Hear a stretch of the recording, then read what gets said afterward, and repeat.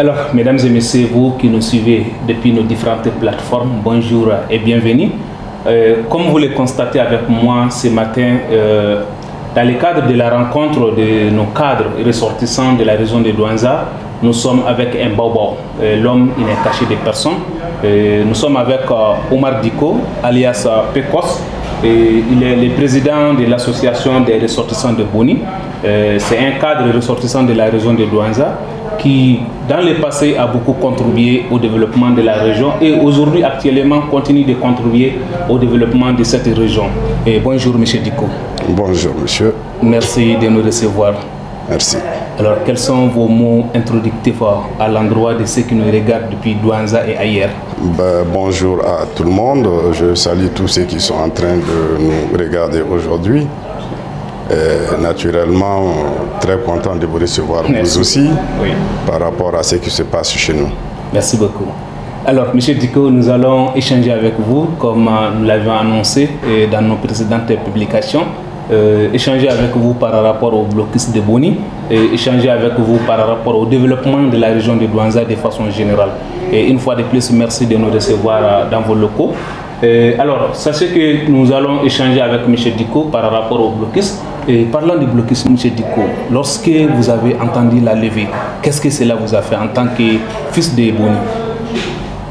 Bon, naturellement, je ne peux qu'être très heureux par rapport à la levée de l'embargo. Parce que nous l'avons vécu, nous l'avons souffert. Nous l'avons souffert au même titre que les ressortissants de Boni là-bas. Je pourrais même dire plus. Parce qu'au-delà de compatir à leur douleur, à notre douleur, nous étions obligés en même temps de partager toutes les peines. Nous, et ils souffraient là-bas, on souffrait avec eux parce que c'est nos frères, nos soeurs, nos pères, nos mères. Mais aussi nous souffrions ici parce qu'on ne dormait pas. Et là, vous savez, c'est beaucoup plus angoissant quand vous êtes en ville et que tout votre esprit est tourné vers le village. Tout à fait. Donc, nous l'avons souffert. Et quand nous avons appris qu'effectivement, il y a eu la levée de l'embargo qui a duré entre nous 2 ans quand même, nous savons tout ce que nous avons fourni comme effort pour aider la population sur place. Nous savons tout ce que nous avons enduré comme peine. Et Dieu merci, aujourd'hui, si la levée est effective, on ne peut que remercier Dieu et remercier les acteurs. D'accord. Alors nous remercions les grands dieux et tous les acteurs qui ont intervenu pour que ces jours soient. Les conséquences de ce blocus, je pense que ne sont cassées à personne. Et les communautés à Boni ont vécu des conséquences très dures, très néfastes. Et le développement, on ne peut parler de développement parce que tout est presque arrêté.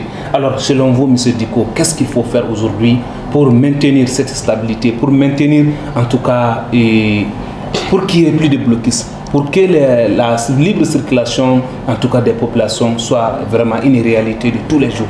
Qu'est-ce qu'il faut faire pour maintenir cela? Je pense qu'il faut continuer un peu l'œuvre des acteurs qui ont facilité la levée de l'embargo. Et au niveau des populations, passer par beaucoup de sensibilisation. Que les uns et les autres sachent que l'embargo ne profite à personne. C'est clair. À personne. Vous voyez, quand Boni était sous embargo, c'est vrai, c'est un peu la ville de Boni qui était intéressée par l'embargo, mais je vais vous dire que c'est toutes les régions du Nord qui en ont souffert. Tout à fait. La RN16, je ne vous l'apprends pas. Oui. C'est le point de liaison entre le Sud et le Nord. Exactement. Et pour la petite histoire, me disait-on, le transport Douanza-Ombori, qui à l'époque coûtait 2000 francs et allait jusqu'à 40 000 francs. C'était dommage. On ne peut pas parler du transport Douanza-Gao. Donc aussi bien Gao, Kidal, Tombouctou, c'est tout le monde qui a souffert de cet embargo. Alors aujourd'hui, pour préserver les acquis, si on peut les appeler comme ça, c'est de continuer à négocier avec les populations, avec les autorités, avec les acteurs, les facilitateurs, les encourager dans leur œuvre, les soutenir. ramener la population sur une table de négociation pour que chacun sache qu'en réalité, l'embargo de Boni a affecté des millions de personnes. Des millions de personnes. On ne parle que de Boni, mais les autres qui ont souffert, mais c'est 1000 fois Boni. C'est 1000 fois Boni.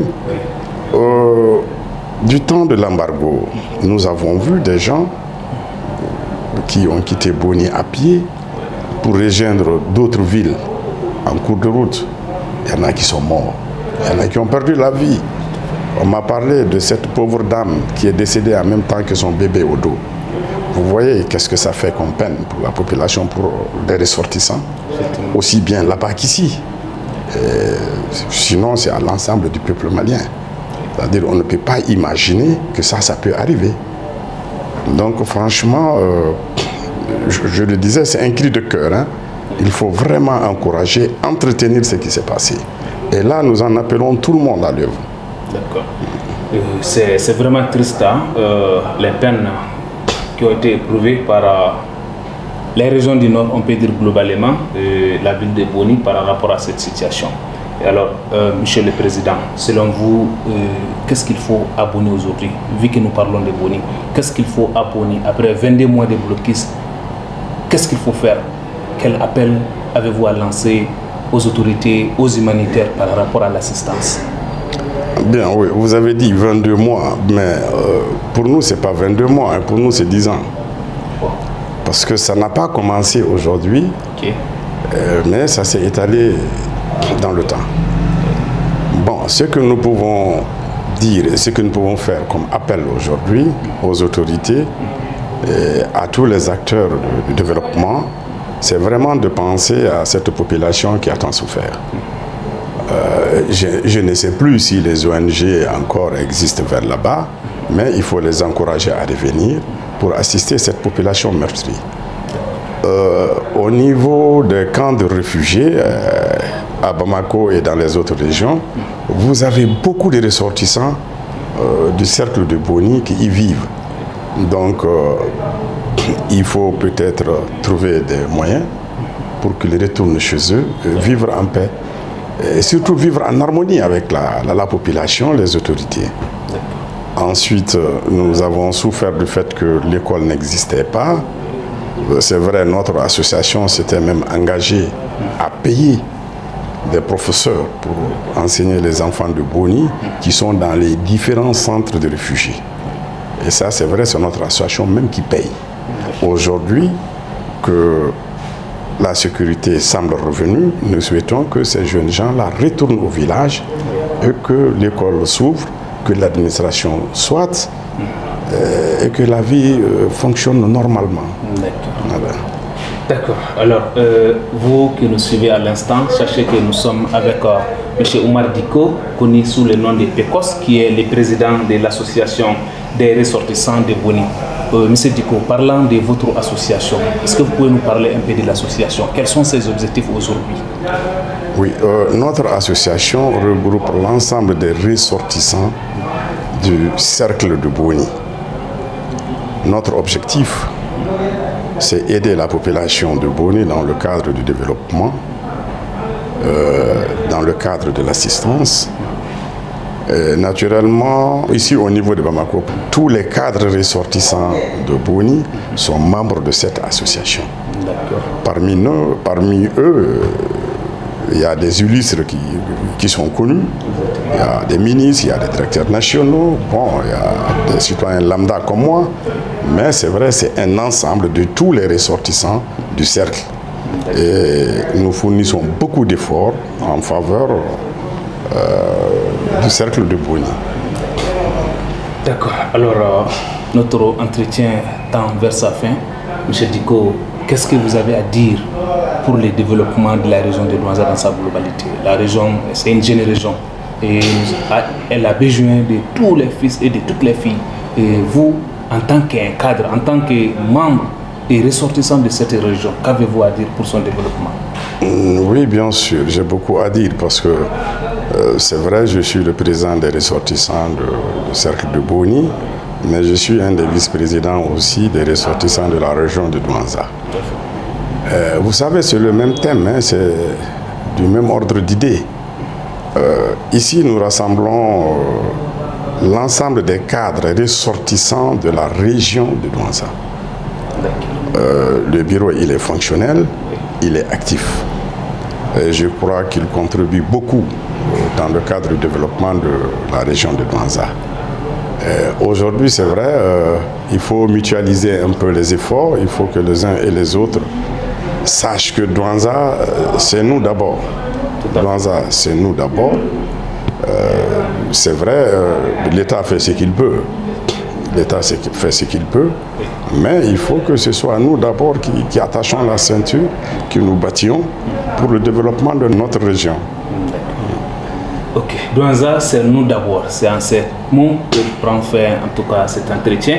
Avant votre dernier mot, nous demandons quand même à ceux qui nous regardent de partager la vidéo. Et ceux qui souhaitent qu'on échange, qu'on fasse des entretiens par rapport au développement, peuvent également nous appeler. Nous œuvrons ici à Bamako. Ils peuvent nous appeler au 61 04 72 89 pour discuter en tout cas des sujets d'actualité, pour discuter également du développement de la région de Douentza. Monsieur Dicko, quel est votre dernier mot pour mettre à terme ces Le dernier mot, c'est de vous remercier pour le micro. Et ensuite, remercier l'ensemble de la population de la région de Douentza. Féliciter les acteurs qui ont été les facilitateurs pour le retour de la paix au niveau de Boni. Et exhorter la population à un dialogue fructueux afin que l'harmonie se développe au niveau des esprits pour que la paix revienne définitivement chez nous. Merci beaucoup, M. Dicko. Que la paix revienne dans la région de Douentza et partout dans le Mali. Mesdames et messieurs, c'est ce qui met fin à cet entretien qu'on a eu le privilège avec M. Oumar Dicko, connu sous le nom de PECOS, président de l'association des ressortissants du cercle de Boni. Merci de nous avoir suivis et à très bientôt. Bye.